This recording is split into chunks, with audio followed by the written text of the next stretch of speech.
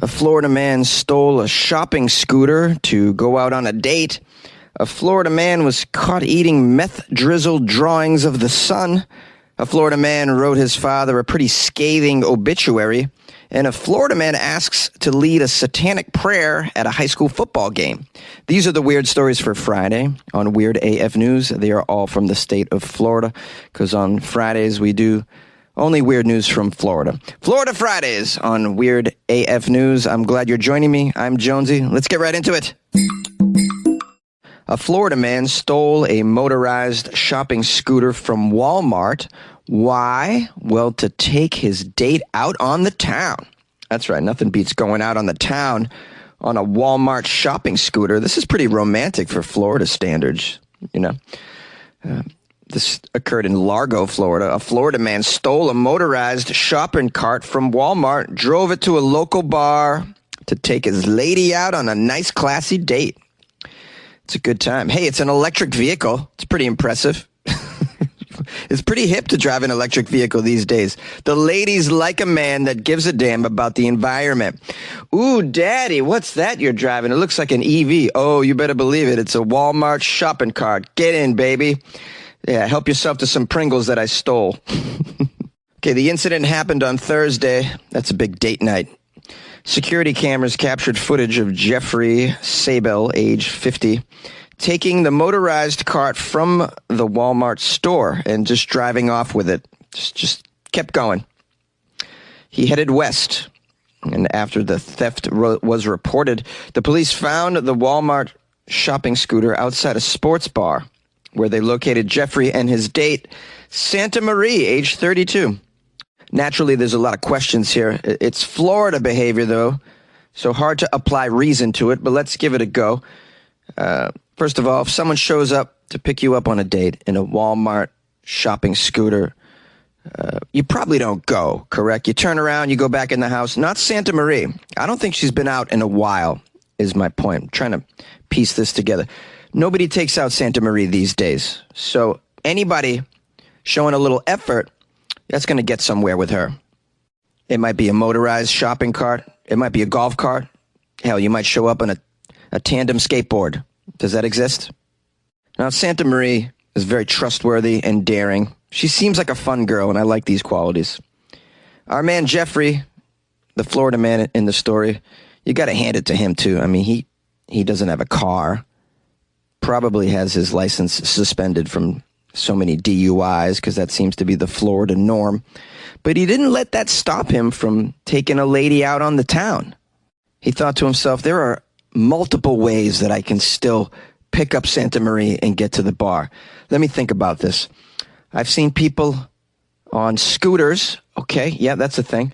Oh, I was in Walmart yesterday. Ah, there we go. They offer those little carts that you can drive around. You can fit two people on there, no problem. And they're environmentally friendly. I'm coming to get you, girl!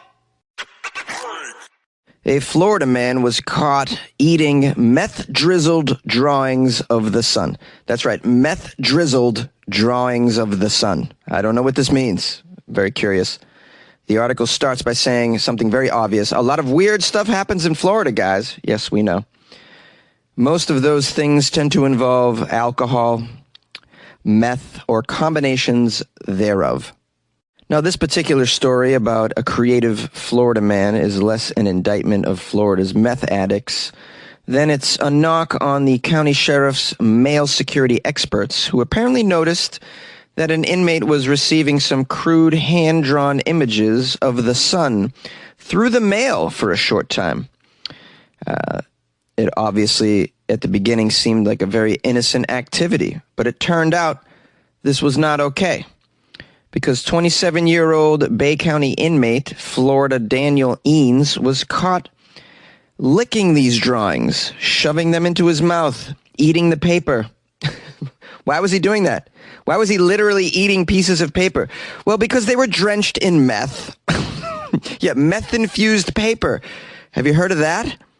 You can actually buy that at Staples, guys, in case you're wondering. It's right next to the sheets of acid.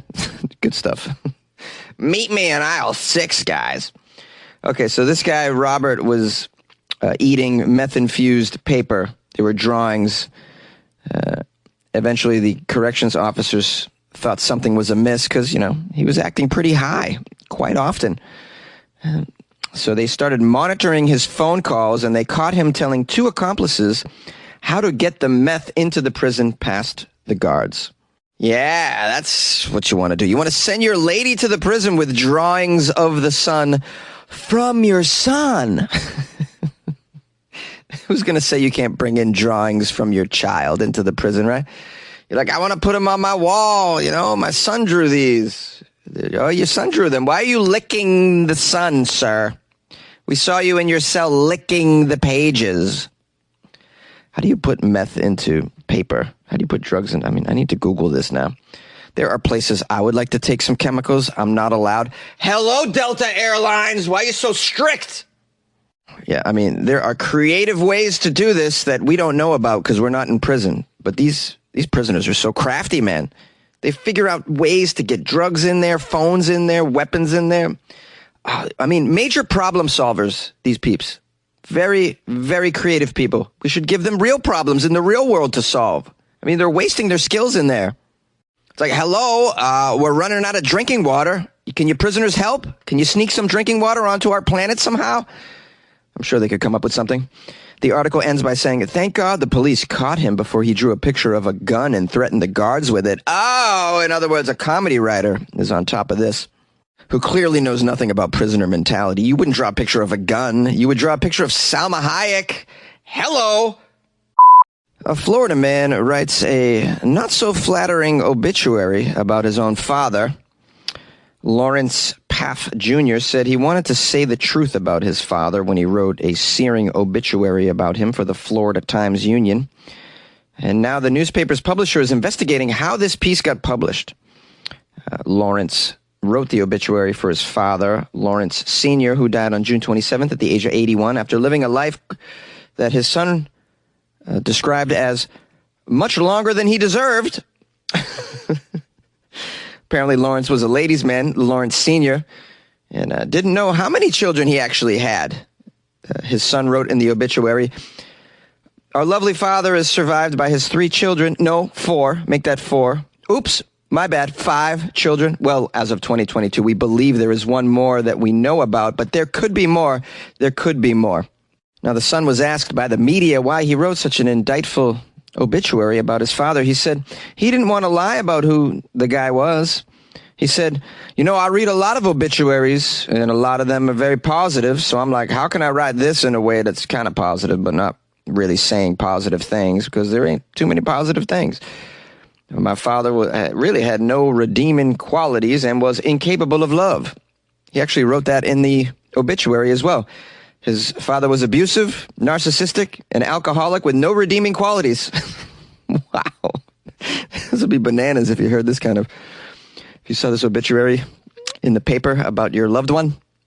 Now, apparently this obituary drew some attention and people criticizing the publisher over it. A spokesperson for the publisher, which is based in Cracksonville, Florida, wrote that this obituary did not actually adhere to our internal guidelines and we're looking into the matter further. It didn't adhere to their guidelines because it wasn't positive. They all got to be positive, right? I've never read an obituary that wasn't overly positive, even by people that I know that weren't so great in life. But is that okay? What are the rules here? You're not supposed to speak ill of the dead, they say. But some of them deserve to be spoken ill. They do. Maybe not necessarily in print, in a paper, but Now, the son Lawrence Jr., who wrote that obituary, said that actually writing that helped him start to heal from his childhood trauma that was largely attributed to Lawrence Sr. So at least he got something out of it, kind of like therapy. But what do you guys think when it comes to scathing obituaries? Is this okay to speak ill of the dead, even if they kind of deserved it? What do you think? Call the show, 646-450-2012. Yay! You like podcasts? You're listening to my podcast. Maybe you thought to yourself, I'd like to make a podcast. Too difficult? No, not with Anchor. Anchor has free creation tools that allow you to record and edit your podcast from your phone or your computer. Anchor distributes your podcast to Apple, Spotify, Stitcher, and more. They have advertising integration, so you can even make a little money off your podcast. Everything you need to make a podcast in one place. Download the free Anchor app or go to anchor.fm to get started. And good luck with your podcast. Good luck with your creation. Good luck with your life, man. Would you allow a satanic prayer at your high school football game? Well, this might be happening in Florida. After the U.S. Supreme Court backed a high school football coach's right to pray at the games, a South Florida artist and political activist has now reached out to Broward County High School asking if he could lead a satanic invocation before one of the football games. Why not? Don't you want Satan on your side when you're trying to win a game? Satan, Lord of all that is evil, please, please give our squad the strength to stomp thy opponent into the mud where they belong. And please, Satan, Lord of all that is evil, give us the strength and stamina to power right through their sturdy line and into the end zone. I imagine it would go down something like that. I don't know. I've never been to a satanic invocation before. Chaz Stevens is the Floridaman who's the center of this story. He is the atheist who founded what's called the Mount Jab Church of Mars activist group. Chaz reached out to the county schools asking if he could lead a satanic prayer at a football game at Deerfield Beach High School. This is the same high school where Chaz attended. Yeah, I want to give a prayer at the 50-yard line of my alma mater. I assume they're going to tell me to kiss off. This all started when the Supreme Court, a.k.a. the American Taliban, sided in favor of a high school coach in Bremerton, and now he's allowed to give his prayer after the games. Well, you know what? That should open the door to all kinds of prayer. What's wrong with my satanic invocations at the game, too? Everything should be on the menu right now as soon as you open that prayer door. I'm praying. I want to pray. I'm just going to pray to something different. That's all. At the end of the day, we give a damn about football, though. I mean, it's your intentions that really count and matter in the end. Now, when asked if Stevens had heard back from the high school regarding his request to lead that prayer, he says there's been no word back from them on that. In a news release, he said, quote, I'm old enough to remember when the separation of church and state was a cherished constitutional concept here. Now it seems, well, the hell with facts. You know, that's what they say. They toss aside our established laws like some dirty laundry and their lustful eagerness for religious expression. They want to express it all over the place, even at sporting events. Yeah. Now, Florida man Stevens is known throughout the state for his satirical political activism and art, as a matter of fact. In April, he wrote letters to more than 60 Florida school district superintendents requesting that their school systems remove the Bible from classrooms. Whoa, this guy's very busy. In 2013, after a Jesus nativity scene was put on display at the state capitol building as a holiday exhibit, Stevens built a 6-foot Festivus pole using empty Pabst Blue Ribbon beer cans. You guys know about Festivus? That's the fake holiday from the 90s sitcom Seinfeld, which is in the episode's quite funny. So this guy Stevens brought his Festivus pole to the Capitol and put it next to the nativity scene. Oh, this guy's really funny. I like this guy. Here's one more quote from our Florida man activist. My message is always wrapped up in humor, man. It makes me laugh, and I do some beautiful art. It's all wrapped up in my art. My art is wrapped in activism and humor, and it makes me happy. It really does. And I would honestly love to see him lead a satanic prayer at a football game. I think that would be hilarious. And then watch the team kick ass. And then from thence on, the satanic prayer becomes part of this team's ritual.